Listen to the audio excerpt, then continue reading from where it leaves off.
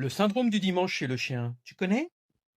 Tu sais, marathon le week-end, canapé le reste de la semaine. Et après, on s'étonne que le chien fasse du rallye dans le salon le mardi. Dimanche, c'est festival, hein. 12 km, lancer de balle jusqu'à l'épuisement, vélo, baignade, photo souvenir, chien heureux. Et lundi, c'est télétravail, donc 2 sorties express pour le pipi.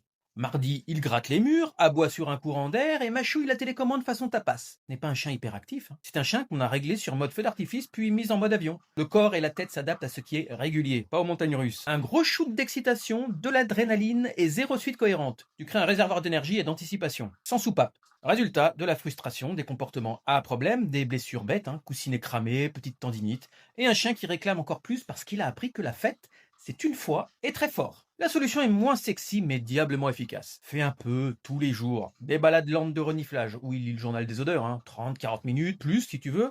Né au sol, pas besoin de kilomètres. 2 mini-séquences de 5-10 minutes pour bosser le rappel, la laisse, le pas bouger. Pas un cours magistral, hein, juste des petites routines. 10 minutes de mastication contrôlée pour vider la cocotte minute. À la maison, des jeux de recherche simples, des croquettes semées dans l'herbe ou le tapis, boîte en carton à fouiller, serviette à déplier, et 2-3 sorties plus intenses dans la semaine. Une session de jeu avec un copain chien équilibré par exemple. Et le lendemain de ces grosses sorties, eh ben un petit repos, longe, rythme tranquille, pas de balle de caféine. Les jours de pluie ou de flemme, on muscle le cerveau. Parcours de proprioception avec coussin, serviette, quelques marches d'escalier en contrôle, tour de parking pour l'olfactif, le mental fatigue plus vite que les muscles, et c'est parfait. Varie les décors aussi, nouveau trottoir, nouveau square, nouveau talus. Pour le chien, c'est Netflix en 4D. Moralité, fais-moi fort le dimanche et un peu plus chaque jour. Tu gagnes un chien zen, des voisins qui t'adorent et un canapé qui survit à l'hiver. Et promis, hein, ton chien préférera 5 petits plaisirs réguliers à un gros feu d'artifice hebdomadaire.